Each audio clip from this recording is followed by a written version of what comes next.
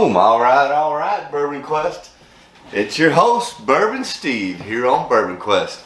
Well, listen, today's an exciting day. I've been looking forward to doing this episode for quite some time, and today's the day.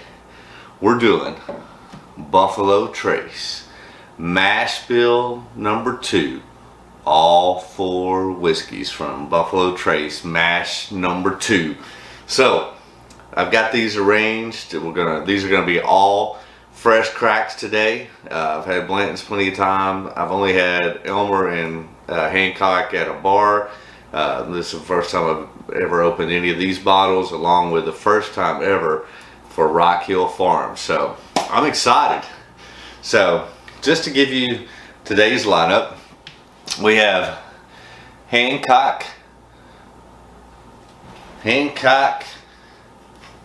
President's Reserve single barrel bourbon whiskey, 88.9 proof. Oh my gosh, I make this writing so small.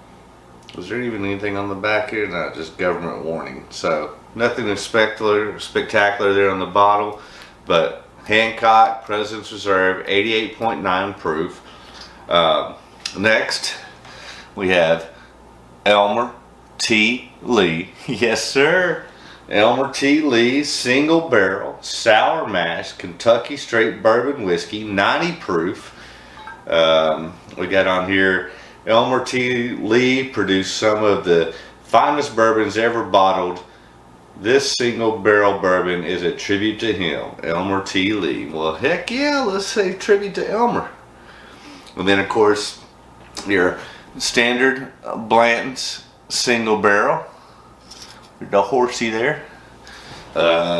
Which one is this? This is letter N. We've got this bourbon was dumped on March 26th of 21. Barrel number 386, warehouse H, rack number 27, and of course 93 proof. That's your Blanton's. And then, oh, I'm really excited about this one. Rock Hill Farms. Yes, sir.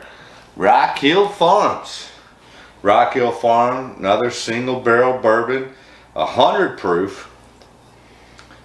Dun dun dun, and that's all it says about that. So, alright, we got some fresh crackings to do. Woohoo! This is so exciting. And the main infinity bottle is pretty full, so we're going to be pouring into the backup bottle as we pop open all 4 bottles of Mash Bill number 2. Let's get right to it. Hancock Reserve, here we go. Let's get the rest of that plastic off there. Alright, Hancock President's Reserve, America. So, we're going to pour a little in the glass. We're going to pour some into the overflow infinity bottle. A little 2-ounce pour into that.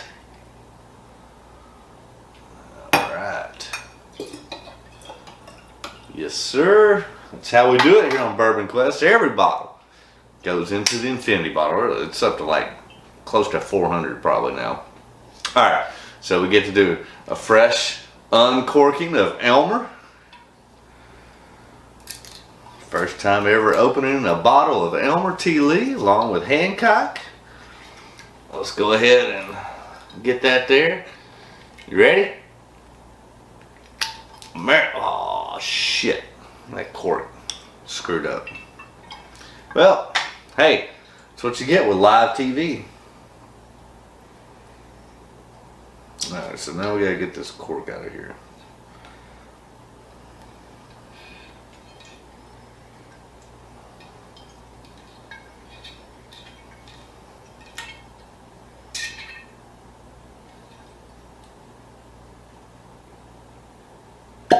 There we go. Cork pop. Elmer T. Lee. Alright. It broke off nicely there, so we shouldn't have any issues there. Should have wetted that cork a little more. Oh well. Alright. Into the glass. into the infinity bottle. Oh yeah, nice healthy 2-ounce pour.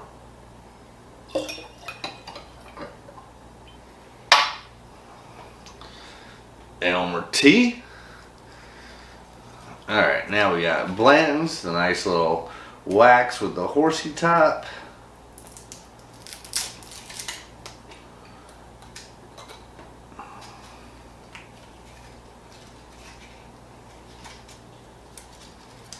Alright, let's throw that wax away. And then cork pop for Blanton's. America. So we go into the glass, pour into the infinity bottle. Oh yeah, ooh, that was right at the brim.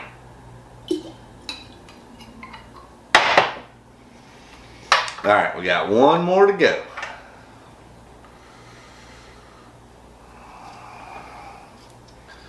So we got Rock Hill Farms.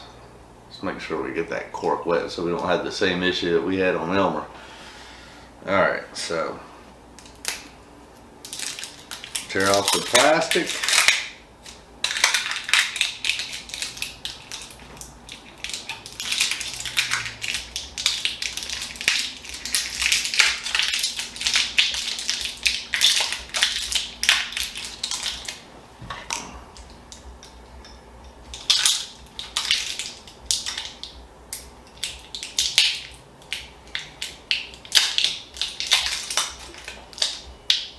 Damn, this plastic don't want to cooperate.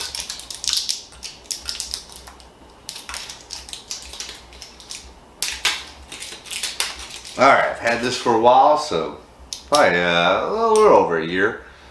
And anyways, so we got a fresh cork pop of Rock Hill Farms.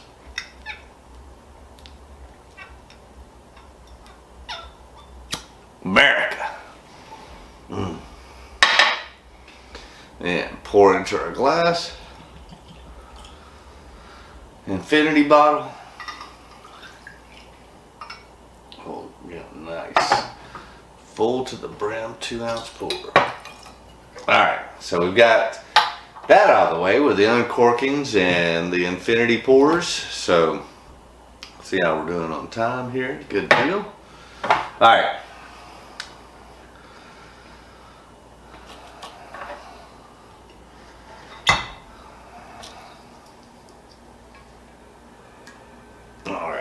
So, alright, man, I can't wait to get into these.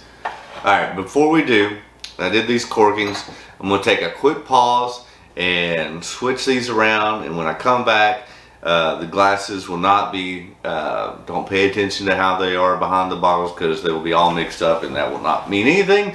But we're going to pause while I mix these up, and we'll come back and delve into the nose and the tasting of Mash Bill number 2 from Buffalo Trace, featuring Hancock President's Reserve 88.9 proof, Elmer T. Lee 90 proof, Blanton's 93 proof, and Rock Hill Farms 100 proof. Oh, this is exciting. I hope you're excited as I am. We'll be back in a minute. Boom, we're back, Bourbon Quest. So, as you saw, we did a fresh uncorking of all 4 of these bottles from Buffalo Trace Mash Bill number 2, along with pouring a 2-ounce pour from each of these 4 bottles into the infinity bottle here. Again, just to recap, we have Hancock's President Reserve 88.9 proof. We have Elmer T. Lee 90 proof. We have Blanton's 93 proof. And we have Rock Hill Farms 100 proof. Alright. So these have all been mixed up, so let's get right to it. Oh, this is so exciting.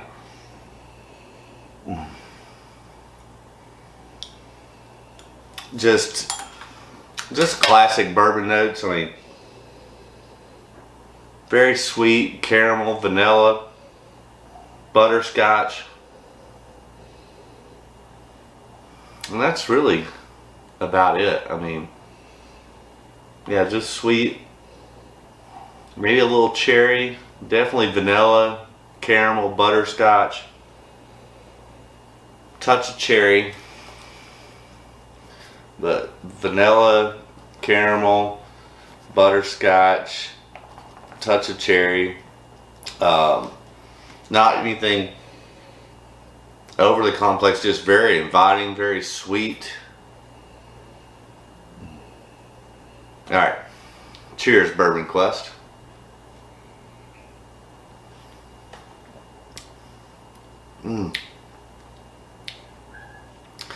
So actually, on the palate there, I get some baking spice with black pepper, and then the vanilla and caramel, and then again a touch of cherry. Nothing really crazy as far as the viscosity or mouthfeel on that, but I get more of that cherry on the nose, along with the vanilla, caramel, butterscotch.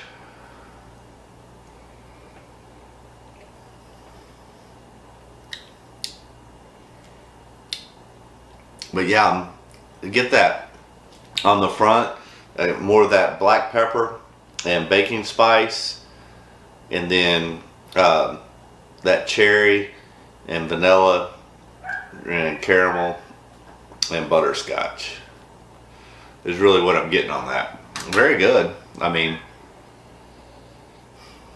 I have no idea which one this is. I don't think it's Blanton's because of the black pepper and stuff, and I've had that one many times. The other ones, like I said, I've had just a pour, a 2-ounce pour, maybe an ounce and a half or 2-ounce pour of Hancock and Elmer, a little over, right at a month ago, a little over, well, probably not even a month, a little less than a month ago at Downtown Grill and Brewery. Outside of that, it's the first time I've ever opened these bottles and really spent any time with it. I've never had Rock Hill, so it could be the Rock Hill, I don't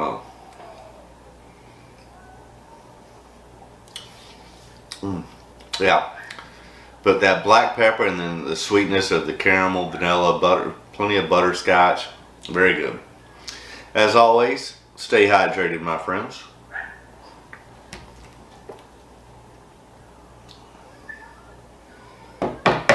Alright, let's go on to number 2.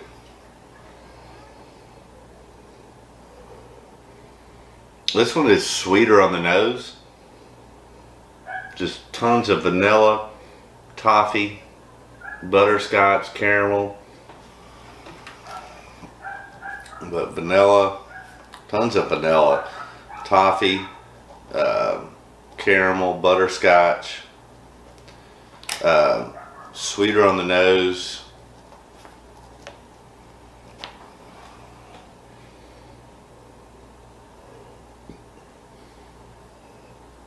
Alright, cheers, Bourbon Quest.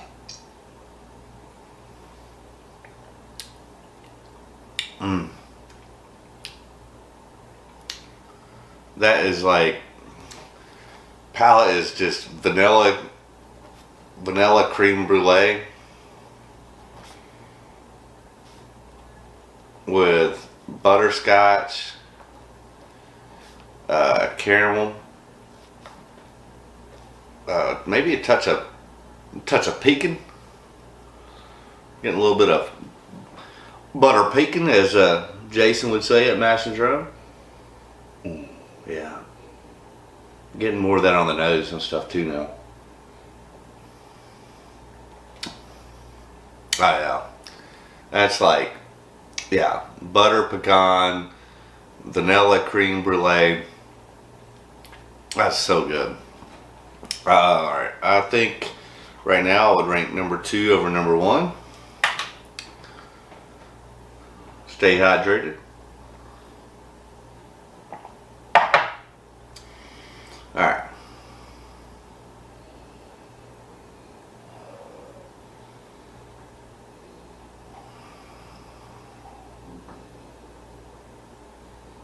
getting a little bit more of ethanol on this, along with just more spiciness on the nose.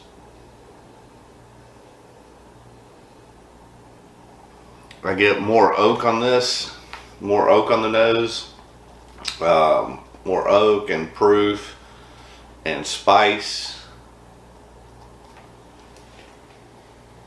Yeah, definitely oak, spice, and the proof. And then some like black cherry and caramel and vanilla. But yeah, I definitely get that black cherry. And then some more butterscotch. Again, these are all the same mash bill, so you're going to get a lot of the same stuff, but that went up the nostril. Woo! Sorry about that, Bourbon Quest. Woo! Let's take some water.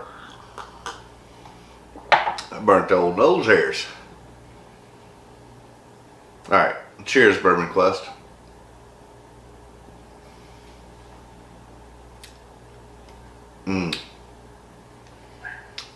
Yeah, that, I get that black cherry and butterscotch and caramel. Definitely more mouthfeel and viscosity. Can definitely taste that that's a higher proof. I don't think I've had that before. This could be the Rock Hill.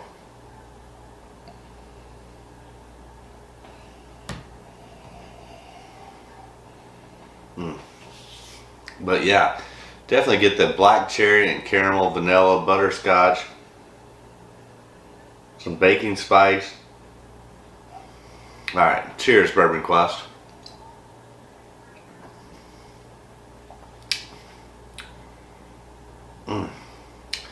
Yeah, so I get that black cherry on the front and then totally into the sweetness of the vanilla and caramel. Definitely get that mouthfeel and that hug. I really like that. So right now I would go number 3, 2, 1. All right, we got one more. Whew, this is so fun. All right, before we go into this last one, just hey, do me a favor. Thank you for all of you that have subscribed and have commented, and I've ran into several of you out in the community, both in Kentucky and here in Tennessee, and it's always kind of interesting when you get recognized when people say hello, and I appreciate that. I always feel free to say hello. Love to shake your hand, get to know you, meet you. Again, thank you for all of you that have subscribed. The next plateau we're trying to get to is at 500 subscribers. Granted, we're still less than 6 months old, so I think the progress is going good. Hope you're liking the content. This is one I've been dying to do for a while, so I'm glad I'm able to bring this to you tonight. But if you haven't done so, please do me a favor. Take 2 seconds, smash that, hit that subscribe button, ring that little bell for notifications. That way you know each and every time a video comes out, such as today. And yeah, feel free to leave a comment, smash that like button. All those things really help. But really, definitely smash that like button. But more than that, I'm trying to get the subscribe. So tell your friends, tell your buddies that you enjoy drinking whiskey to check out Bourbon Quest. Get them to subscribe, ring that bell for notifications, leave a comment, and smash that like button if you like the content that I'm bringing. If you've got any ideas or suggestions, I'm open to those as well. But let's get into number 4.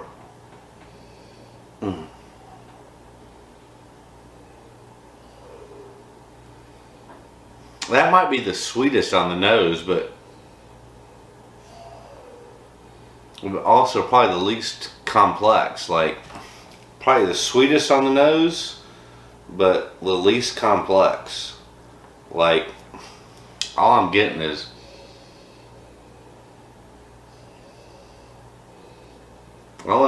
some vanilla and butterscotch.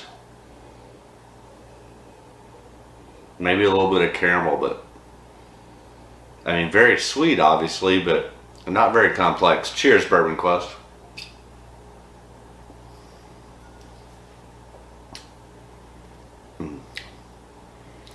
That probably drinks the easiest too.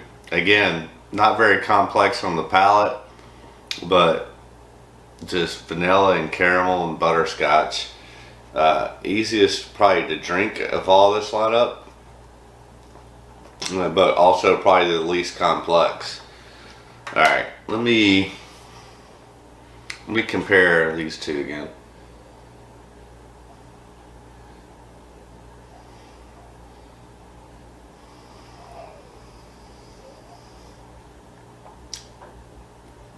Alfred's a little more.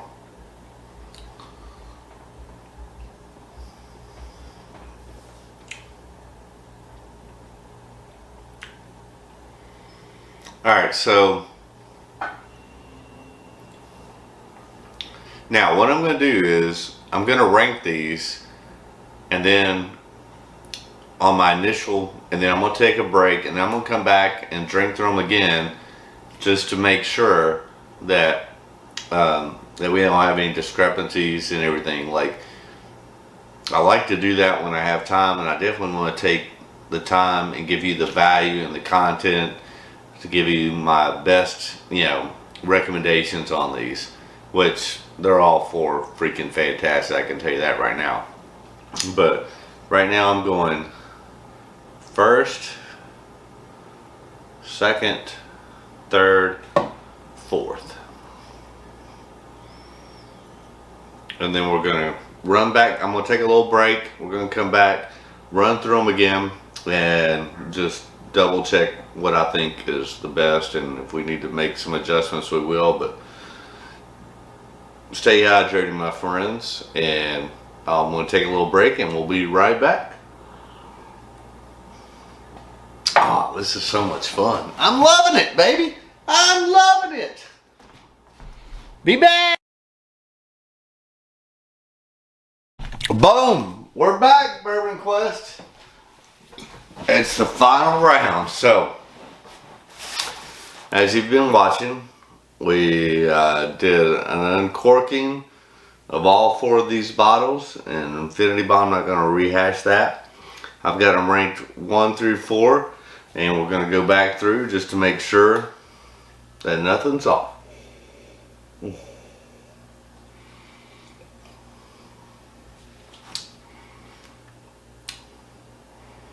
Yeah, butterscotch, caramel, delicious. Stay hydrated, my friends. A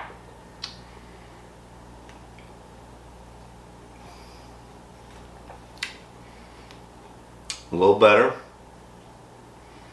More butterscotch, vanilla, caramel, deliciousness. Stay hydrated. Nothing's changed so far.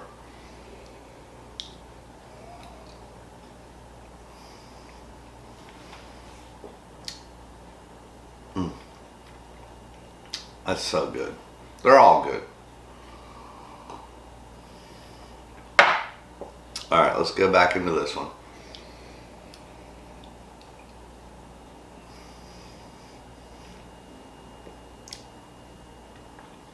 Oh, that's fantastic. All right, so we'll take a little break, and came back, and I think they pretty much line up the same as I originally picked them, so I'm not going to change anything. So these were done blind, no bias, no opinions, but now let's get into the opinions. Ha ha! Alright, done. I don't even know if I want to know the results. They're all good, but I'm here to give you my opinion on these four. They're all four freaking fantastic. They're all four really hard to get. I mean, probably the easiest one to get is Blanton's, and that's not even easy these days. The other three are almost impossible to get. I've been very fortunate. yeah, just about putting in that windshield time, developing those relationships, and been able to acquire these bottles. And like I said before, this is probably my most anticipated blind flight I've ever done, and been looking forward to this for at least a year, and glad I'm able to bring it to fruition. And without further ado, let's see what the results say. So, finishing fourth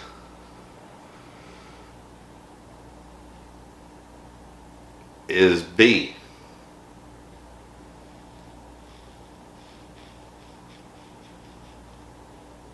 Really? So we did these by pour.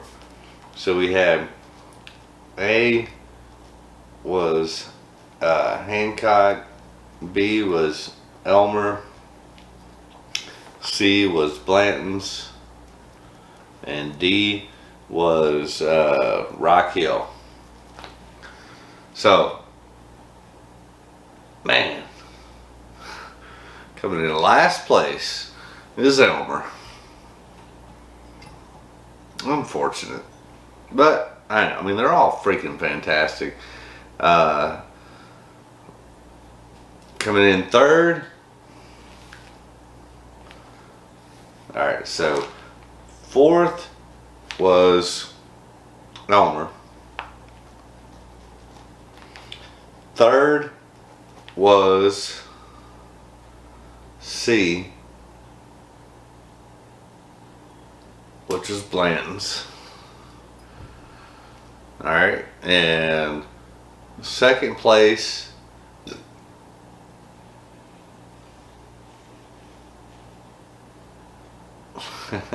not surprised. Second place is Hancock, and that means first place is Rock Hill. So, really, the only one that probably surprises me the most is Elmer finishing last. So you got Rock Hill first place, which was the highest proof at 100. So I'm not surprised about that. Probably the other big surprise would be Hancock coming in second as the lowest proof, and then followed by Blanton's, and then Elmer. That really kind of surprises me. So listen, I've been looking forward to this for so long. We're going to pour a little more in each of these glasses, but now the way I had the bottles lined up, these are the winners. But well, I have plenty of Blantons. I probably killed 4 or 5 that are out on the shelf. I got another 4 or 5 in the backup. That's been, by far the easiest to obtain for me. And then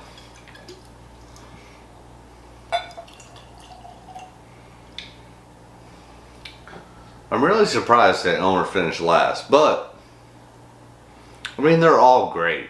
Don't get me wrong, they really are. Hey, listen, I thought that Rock Hill would finish first. I thought it'd be Rock Hill, Elmer, and then I didn't really know between Hancock and Blanton's. I probably thought it would be Blanton's and then Hancock, but whatever. But last place, Elmer. It's still, delicious.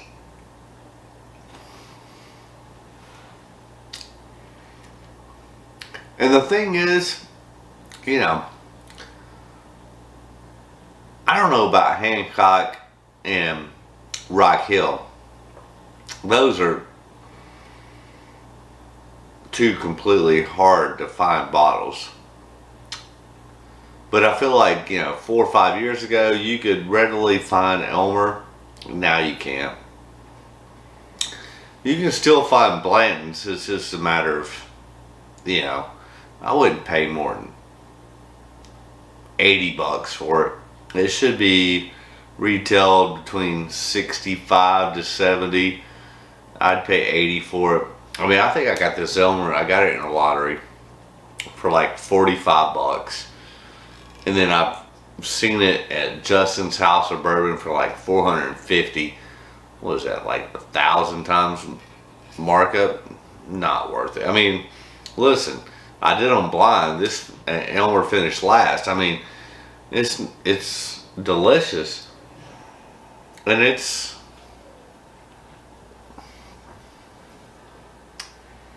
yeah. You should pay 45 to 60 bucks for that. Do not pay. I mean, literally. All right, if you've never had an Elmer tea leaf, I would say you could go up to 100 bucks. But realistically, it should be 45 to $50. So, and I know it's extremely hard to get, and it is good. It really is. But it's $45 to $50 good. I mean, honestly, yeah, I'd probably choose that. But if you get it for $45 or $50, absolutely do it. And if you've never had one before, yeah, I'd pay 100 bucks for it. But outside of that, absolutely not, because you can get Old Forester 1910 and 1920 for 50 to 55 bucks all day, every day. You can get a Four Roses small batch select for 65. You can get a Jack Daniel's barrel proof for what, 65, 70 bucks? Man, it's really good. But it's a $45 to $50 bottle. The thing is that all of us bourbon questers out there are trying to find these, and now you can't get them. Whereas 4 or 5 years ago, this would be sitting on the shelf.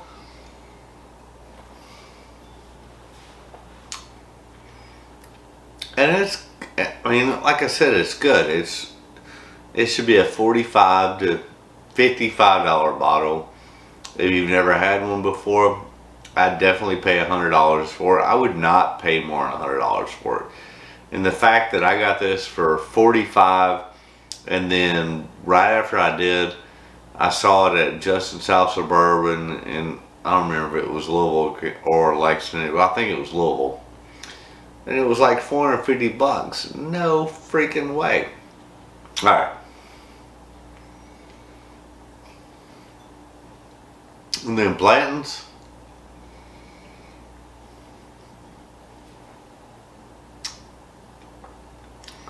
Again, a fantastic bourbon. You should pay anywhere from $65 to $80 on a normal basis. I wouldn't fault you for paying $100 for that one either. So, if you're on the search for these, yes, I'd pay up to 100 bucks for Elmer. I'd pay up to 100 bucks for Blanton's. I would not pay a penny more. Honestly, I really wouldn't. They're great, but they're simplistic. I mean, they're not overly complex. They don't offer anything tremendous. Now, and that's the thing. It's where you got to balance out to the hype versus what's in the bottle, whatever. Are they good bourbons? Absolutely. And their MSRP value is warranted. And I think both Elmer and the Blantons are, I wouldn't fault you for paying $100 for either one of those. But I would not pay a penny more than 100 bucks for those. I mean, granted, I have them in front of me, so I get it. If you've never had them before, maybe you're willing to go a little bit more than that. I would tell you, I would not pay more than $100 for either Elmer Tea Lee or Blanton's. And at most, I mean, really, I mean, I would not. Me personally, because I've had them, I would not pay more than $100. If you want to go to 120 to 125, but more than 125 for either Elmer or Blanton's, I'm telling you, you can spend your money more wisely elsewhere. And they're good. They're just not. They're not that great. It's the what you're buying into is the FOMO effect, the fear of missing out. You want to get an Elmer tea. You want to get a Blanton's, and I get it. I mean, the first Blanton's I bought two of them for $120 each. And I look back at that and go, that was dumb. I was fortunate enough to get this at $45 through a lottery. That's the only bottle I own. I've been very fortunate to get 3 bottles of Hancock through my connections. But this is also the only bottle of Rock Hill I own. But I guess, listen. These are good and fantastic bourbons. They're just, the hype is greater than what's in the bottle. Alright, I'm going to go back. So, fourth, third, let's try second again.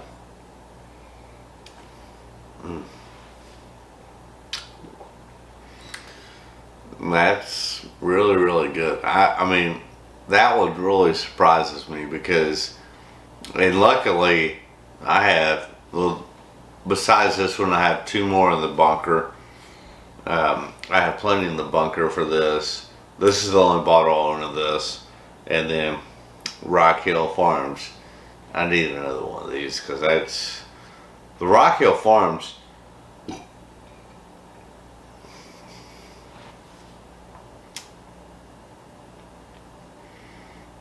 I think I got that. I know I got it at retail. I'm trying to remember what retail was. I want to say I'm overvaluing it. I really think I got this between like $55 and $60. That one, I got it between 55 and 65. But it's freaking fantastic. And I would say, man,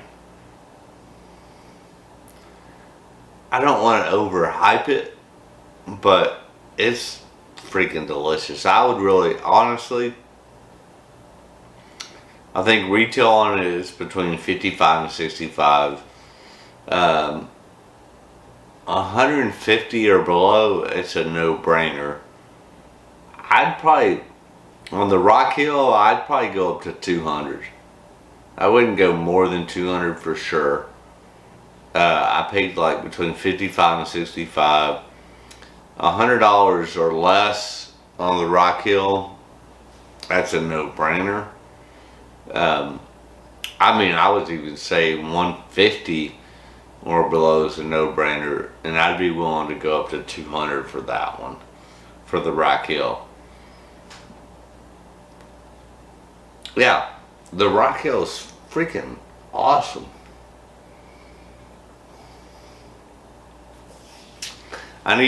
So, listen, if you haven't already done so, please subscribe, ring that bell for notifications, smash that like button, leave a comment, and if you know where I can get another Rock Hill, let me know, because I'm down for that. I mean, I would definitely, I would pay up to 200 for the Rock Hill. I really would. I don't even know which is more rare. I think the Rock Hill is more rare than the Elmer tea. And like I said, 5 years ago, you could get Elmer tea on the shelf. You can't today. most people are putting in their lotteries or exclusive bourbon clubs, whatever. And it's good. I mean, I actually prefer the Blantons over it. The big surprise for me was that the Hancock finished second. Luckily, I have 2 more bottles of it. I have plenty of Blantons. The ones I don't have backup, I do not have a backup for Rock Hill or Elmer. I mean, I'd pay up to $100 for another Elmer. I'd pay up to $200 for another Rock Hill. I really would. I don't even know where we're at, but hey, I hope this helps you in your bourbon quest. I've been looking forward to doing this episode for a long time. Really, like, nothing too crazy. They're all good. The Rock Hill is phenomenal. If you can get that, I would not pay more than $200 for it, honestly. You can get a fucking old Carter for $200, or a Bardstown Discovery for $130. But I would definitely pay up to $200 for a Rock Hill Farms. It's fantastic. I guess my 2 surprises is that I'm not surprised that Rock Hill won. I'm surprised that Hancock finished second, being the lowest proof. These 2 could be interchangeable. Obviously, I know it's not easy to find, but Blanton's is the easiest to find out of all of these, and it's freaking great. I was a little disappointed in the Elmer T. Lee because it's also extremely hard to find.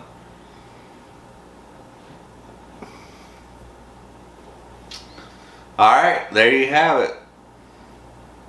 Bourbon Quest, Buffalo Trace, Mash Bill number 2.